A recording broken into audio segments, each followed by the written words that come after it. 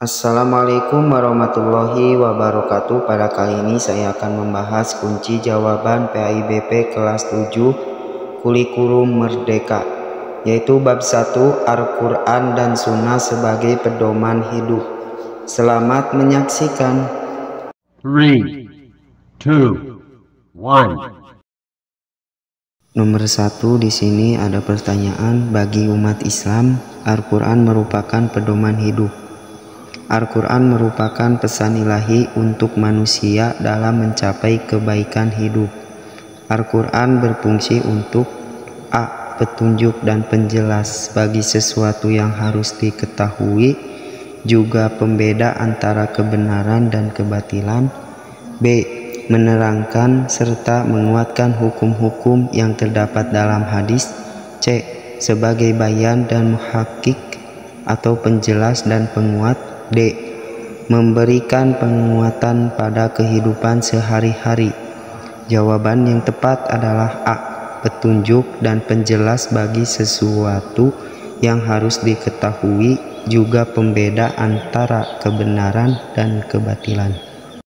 Alasan saya menjawab sebagai petunjuk dan penjelas bagi sesuatu yang harus diketahui, juga pembeda antara kebenaran dan kebatilan, karena di sini ada kata kunci sebagai pedoman hidup, berarti petunjuk dan pengatur ya.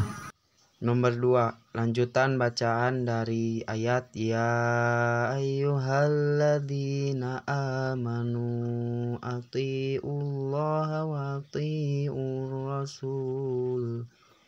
A. Dzalika khairu wa ahsanu ta'wila. B. Fa in tanaza'tum fi syai'in. C. Wa ulil amri minkum. D. In kuntum tu'minun. Jawabannya adalah C. Wa ulil amri minkum. Nomor 3, arti kalimat yang digarisbawahi dari ayat fa in tanaza'tum fi syai'in faruddu ilallahi wa rasuli in kuntum tu'minuna billahi wal yaumil akhir. Nah, yang di garis merah itu berarti A. Dan hari kemudian. B. Di kemudian hari. C. Akhir zaman. D. Hari akhir. Jawabannya adalah dan hari akhir atau dan hari kemudian. Jadi yang jawabannya yang benar adalah A. Dan hari kemudian. Yang D ini salah ya, karena wawu itu harusnya diartikan. Jadi jawaban yang tepat adalah A. Lanjut ke nomor 4, arti dari penggalan ayat wa hudaw wa rahmatal liqaumi yu'minun adalah A. Dan menjadi petunjuk dan rahmat bagi kaum yang beriman. B. Dan kami tidak menurunkan kepadamu Alkitab. C. Kepada mereka apa yang mereka perselisihkan. D. Melainkan agar kamu dapat menjelaskan. Jawaban yang tepat adalah A. Dan menjadi petunjuk dan rahmat bagi kaum yang beriman. Kalian tinggal lihat aja, ada huruf wawu. Wawu ini diartikan dan, huda ini petunjuk, warohmah dan rahmat. Nah, jadi itulah kuncinya, kalian tahu jawabannya A.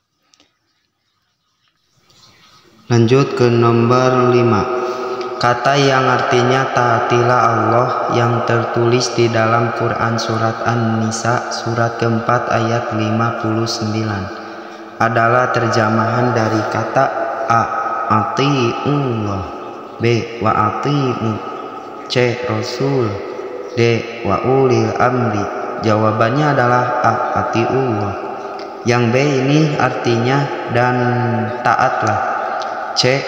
Kepada Rasul. Wa ulil amri dan kepada pemegang urusan. Jadi jawaban yang sesuai dengan yang di soal adalah A.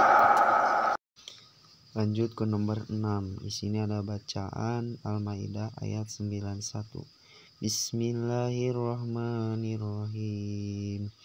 Innama yuridu syaitanu ay yuqi'a bainakumul adawata wal baghdha fil khamri wal maisiri wa yasuddukum an zikrillahi wa anis shalah fahal antum muntahun. Pada ayat tersebut terdapat hukum bacaan alif lam samsiah sebanyak A1, B2, C3, D4. Jawabannya adalah B2. Mana aja yang dua itu? Yang pertama dari lafaz yuridus syaiton, yang kedua dari wa anis shalah. Nah, dua ya. Kalau yang lafaz Allah ini maksudnya ke tafhim atau tarkik ya. Jadi hanya dua alif lam samsiahnya. Nomor 7. Tabel berikut menyajikan contoh hukum bacaan alif lam komariah dan alif lam samsiah yang sering kita jumpai dalam Al-Quran, yang merupakan contoh hukum bacaan alif lam komariah. A. 1 dan 2, B. 1 dan 3, C. 2 dan 3, D. 2 dan 4. Jawabannya adalah B. 1 dan 3. Kalau yang 2 ini alif lam samsiah, karena alif lam mati bertemu dengan huruf alif lam samsiah yaitu dod. Yang keempat ini ar-rasul, ini ada alif lam samsiahnya. Alif lam bertemu dengan huruf ro. Jadi jawabannya adalah B. 1 dan 3. Nomor 8. Pernyataan berikut merupakan contoh implementasi dari perilaku taat dalam kehidupan sehari-hari. 1. Disiplin dan selalu mentaati tata tertib sekolah. 2. Selalu taat kepada Allah Subhanahu wa Ta'ala, Rasul dan pemimpin. Yang ketiga, senang mengikuti kompetensi yang diadakan oleh sekolah-sekolah lain. 4. Berlomba-lomba untuk mewujudkan kebersihan dan keindahan di sekolah. 5. Sungguh-sungguh untuk mencapai cita-citanya, yang merupakan implementasi perilaku terpuji dalam kehidupan sehari-hari terkait dengan Quran Surat An-Nisa surat keempat ayat 59. Ditunjukkan pada nomor A 1 dan 2, B 2 dan 3, C 3 dan 4, D 4 dan 5. Jawabannya adalah 1 dan 2. Yang poin 1 ini termasuk dari Quran Surat An-Nisa 459, karena yang dimaksudnya adalah taat dan patuh, berarti 1 termasuk. Yang kedua juga termasuk, karena di sananya ada tantangan untuk selalu taatnya. Yang ketiga, senang mengikuti kompetensi yang diadakan oleh sekolah-sekolah lain, berarti ini untuk membuktikan adanya bakat. Nah, yang kelima ini sungguh-sungguh untuk mencapai cita-cita, berarti usaha untuk mendapatkan cita-cita, ini tidak termasuk. Yang keempat, berlomba-lomba untuk mewujudkan keindahan kebersihan. Ini adalah sebagai bukti bahwa untuk mencapai kebersihan umum, berarti tidak termasuk ke poin taat dan patuh. Jadi jawabannya adalah A ya, 1 dan 2.